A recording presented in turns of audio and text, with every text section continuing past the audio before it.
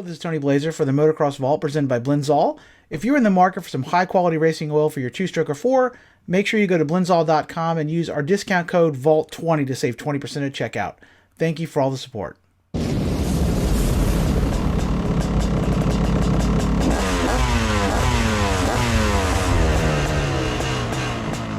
Hello and welcome back to the Motocross Vault. My name is Tony Blazer, and what this video is going to cover is a look back at Honda's all-new 1989 CR125. Now, I have not owned this machine personally. I did have the 89 YZ125. A good buddy of mine had the 89 KX, and another one had the 89 RM125. So I've ridden all the competitors this year. I did own a 1990 CR125, and I had an 87 as well, and I have ridden the 88. So I've ridden a lot of the bikes in this year. I was big into 125s, always have been, and I'm very familiar with this machine in general and a lot of its competitors. But this was a great era for Honda. My 87 was super fast. This 89 runs very similar. That means not a lot of low-end torque, but a really strong mid-range and top-end pull. They just pulled to the moon. They certainly didn't have the snap of the RMs or my YZ in this era, but if you were a pro rider, they were the best bike. You can see in the Nationals at this time, everybody's riding Hondas because the stock machine was faster than you could make like a modified RM. It just in stock condition, this thing was that fast. In 89, though, this is a year where some of the stuff got better, some of it got worse. The 87 forks were basically the same going through 88 and 89 in terms of the 43mm cartridge forks. They were really, really great in 87 and 88, but in 89, Honda made some changes to the settings that didn't probably work as well. And then they at least did dodge the bullet of going to the inverted design, which the 500 and 250 got in 89. When they went to that Shawa inverted 45mm fork, they were much worse in performance. So although the 125 didn't have the best forks in this year, they were certainly better than what you would have got on the bigger bikes. The new layout this year has the low boy style bodywork, which had been debuted the year before on the CR250. That is much more narrow through the midsection, lowers the center of gravity. Really good looking machine. They're very comfortable. My 90, aside from the color change back to the orange, has got the exact same bodywork. And it was a great, great machine in terms of the comfort on the bike. I loved riding it. Super fun. You just had to gear it down or be really fast to make the motor work, though. It wasn't the best novice engine. Again, my buddy's 89 RM125 was way easier to ride, so much more snap, but it just kind of fell down right when the CR was getting going. So just a different style of power. You'll notice back in these days, unlike today where the bikes are all much more similar, there was a huge difference in what the manufacturers were going for in terms of the way their bikes ran, the way they felt, the suspension performance. There was a huge variation. So the bikes just had more personality, and the CR certainly was the pro-focused machine here in 1989.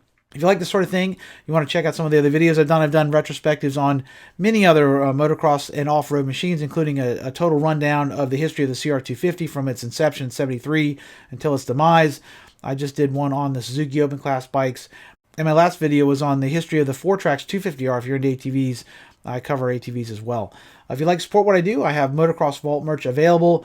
I have all kinds of designs, including a couple of CR125 designs if you're looking for Honda. But I have merch that covers, Suzuki, Kawasaki, even KTM. A little bit of everything on my store. And if you'd like to support what I do, I'll put a link in the video here and a card as well. So here, without further ado, is a look back at Honda's awesome 1989 CR125. Today, parity is the name of the game in motocross. While there are certainly some bikes that are better at certain things than others, the days of truly terrible machines are largely in the past. That was certainly not the case in the early days of motocross, when there was often a massive gulf between the best and worst machines available. Nowhere was this discrepancy more stark than in the mid-80s, where riding anything else but a Honda amounted to an instant handicap. The red machines were the fastest, sharpest handling, and best suspended bikes on the track. In 1986 and 1987, they were head and shoulders better than the other machines in their classes, and swept the shootout rankings in a romp. In 1987, Big Red seemed all but invincible, but all of that came crashing to a stop in 1988. A polarizing new design in the 250 class, and a mellowed-out power band for their 125 had the once invincible CRs looking very vulnerable in their new blood red livery. In 1987, the CR125R had been the rocket of the class, and far and away the best bike available. Unfortunately, however, the little Honda was also the victim of a rash of high-profile motor failures that gave the always reliability-conscious manufacturer a bit of a black eye. For 1988, Honda tried to step up the reliability of their 8-liter powerhouse by reworking the cylinder, modifying the piston, and lowering the compression. While this did rectify most of its reliability issues, it also mellowed out the previously potent power band. The 88 CR was still considered by many the best overall 125 available, but the new mellower power band was less of a hit with fans. Its long and drawn-out power band lacked some of the hit of the 87 motor and was less fun to ride overall. For 1989, Honda looked to recapture some of that 87 magic with a majorly revised 125 package. First on the to-do list for 1989 was getting the punch back in the little 124.8cc mill. In order to accomplish this, Honda went back to the basic design they had used in 1987. The new cylinder mimicked the 87's porting and bumped the compression back up to its 87 levels. The new cylinder retained the 1988's automatic torque amplification chamber, or ATAC system, but altered its functionality by closing it 500 RPMs later and made it to an all-new low-boy exhaust system. Finally, an all-new ignition was bolted up to bring a little bit of hit back to the motor. In 1987 and 1988, the CR125 had suffered from leaks at the reed valve, which had caused the machine to run lean and cause seizures on some bikes. For 89, Honda spec'd an all-new reed valve that offered better sealing to prevent this from happening.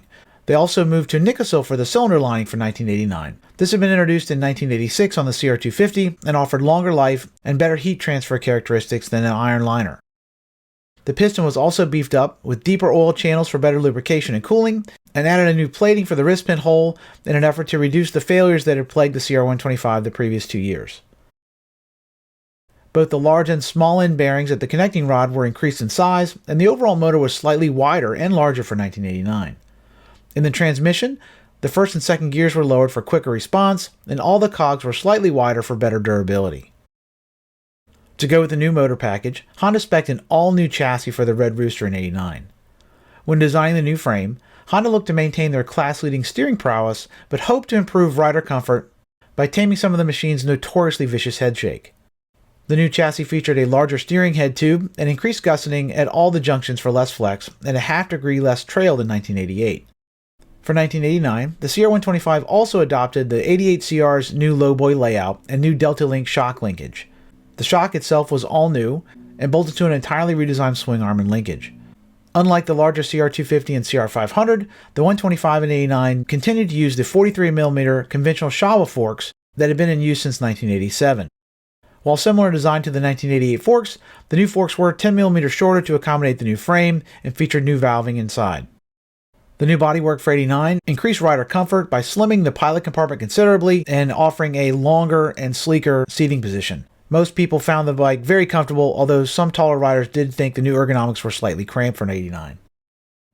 So what did all this redesigning, massaging, and reworking amount to?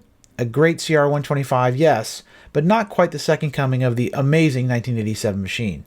The new bike did accomplish one goal, however. The beloved CR125's power was back in spades. The new machine was an absolute rocket and blew the doors off of most of its 89 competition. It was much faster than the mellow 88 machine, and a substantial improvement for anyone above the novice class. Low-end power was not particularly strong, but the machine was awesomely fast once it got on the power band. From the mid-range on up, it just kept pulling until the cows came home. On top end, it was by far the fastest machine in the class, and if the track was wide open, you were not going to catch the shrieking CR125. Power was soft down low before exploding into the mid-range and blasting to an ear-splitting top-end shriek.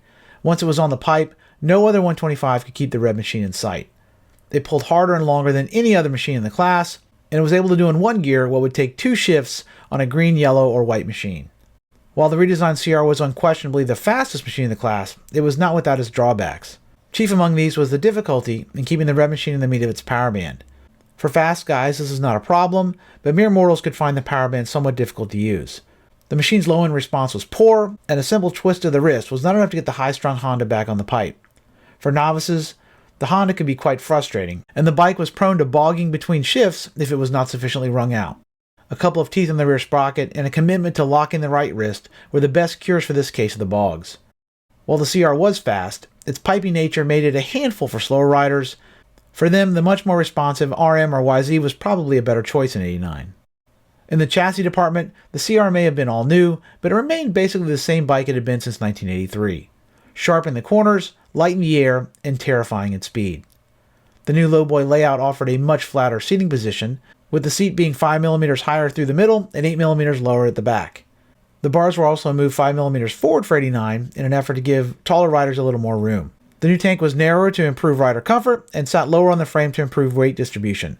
The radiators and exhaust were also moved down on the bike in order to centralize mass and improve handling for 1989. On the track, the new CR was an absolute scalpel in the turns. Front end traction and response were excellent, and the CR was by far the best machine on hard-packed slick turns. In the sand and in deep loam, both the new RM and much improved KX could give the CR a run for its money, but when traction was zero, the Honda was the best. At speed, the Honda continued to be busy and unsettled, with a nasty headshake under deceleration. With the new Suzuki 125 adopting the Honda's preference for carving over stability in '89, there were only two choices available in the 125 class for someone who wanted their machine to be stable at speed. In 1989, front-end rigidity was becoming the buzz phrase of the day, and inverted forks were just starting to become in vogue. While only Yamaha decided to spec their 125 with upside-down forks in 1989, both Kawasaki and Suzuki beefed up their front ends with larger 46mm conventional designs. These larger sliders were less prone to flex and more precise under heavy loads. With Yamaha moving to an inverted fork and Suzuki and Kawasaki upgrading their front ends, CR pilots were left with the unenviable position of having the flexiest forks in the class in 1989. While these undersized forks were certainly a small handicap, the real problem with their performance was their setup from the factory. As delivered, the CR Showa forks were too stiff initially and prone to deflecting on small bumps. Sharp impacts really unsettled the front end and prevented the bike from taking a set in rough turns.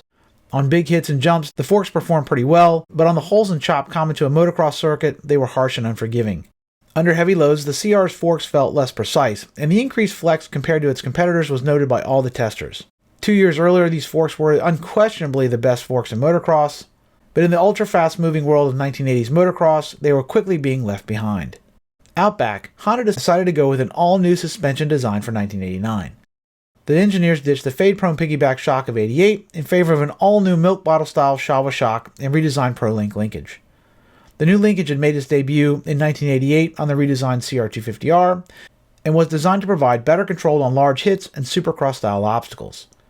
In 1988, it had met with tepid approval by those not named Rick Johnson, and that trend had continued for 1989. The rear suspension was harsh on small impacts and much happier blitzing whoops than soaking up stutter bumps. If ridden aggressively, it did a decent job of taming the track, but chuck holes and chop were not in its vocabulary. Just as with the forks and motor, the shock worked better for faster guys than novices and punished those who dared to back off the throttle. On the detailing front, the Honda continued to be the class of the field in 1989. Plastic quality, fit and feel were all top-notch, with excellent ergonomics and the best seat in the class. Bolt selection and quality continued to be the best in the 125 division, and the CR was the easiest bike to tear down and work on. Both the slick shifting transmission and excellent clutch were tops in the field and helped keep the Red Rocket roosting. In the braking department, the CR continued to offer the best levers, which were comfortable forged and twice as strong as the competition, the best feel, most power, and least maintenance hassles. Overall, the CR proved to be the most durable 125 of 1989. The reliability enhancements seemed to make a real difference, and the bike was largely bulletproof. Piston and motor life were excellent, and the machine suffered very few of the issues that had been a problem the previous 2 years. While the bike was pretty bulletproof overall, there were a few small quibbles, however. Clutch abusers found that the basket could notch out over time, and some riders suffered problems with wheel bearing freeze-ups if they were neglected. Also, Honda did recall a batch of cylinders mid-year over Nicosil issues, but for the most part, the CR was very trouble-free. In 1989, Honda unleashed the ultimate 125 Pro race bike. It was blazing fast, turned amazingly, and set up for attacking the track. If you backed off the throttle, it was going to punish you, but if you had the skill and cojones to keep it pinned, there was no better machine for collecting trophies in 1989. So there you have it. That's a look back at Honda's '89 CR125, a machine that was excellent if you were fast enough to make it work. I think if you were less skilled, the suspension, the motor was probably a little more frustrating for you. Again, I always put a couple of teeth on the rear sprocket to help it get out of turns a little easier. And I do remember when I'd ride one of my buddy's bikes like that RM125, it was like, holy crap, it was so much easier to get it out of turns. But the CR kind of required you to carry momentum. It was a good machine to teach you the basics of carrying momentum on a 125. It was like the most 125 of 125 machines. There's just not a lot of grunt there. You had to use revs. But once it was on the pipe, that thing was a rocket. They were fast motorcycles. And I really loved mine. I was very, very competitive on it. I enjoyed the motorcycle overall. It just took a little different style of riding. If you're coming down from a 250 or something, it was probably a little more difficult to get accustomed to the complete lack of low end. But if you were fast enough to keep it on the pipe, it was an awesome motorcycle. If you like this sort of thing, check out some of the other videos I've done. If you could share on social media, let your friends and neighbors know about the channel, I would very much appreciate it. If you have any ideas for future videos, please feel free to leave a comment in the section below. I do read them all, and I take that under advisement when I'm looking at the next video to do. So until we meet again, this is Tony Blazer for the Motocross Vault. Keep the rubber side down. Peace.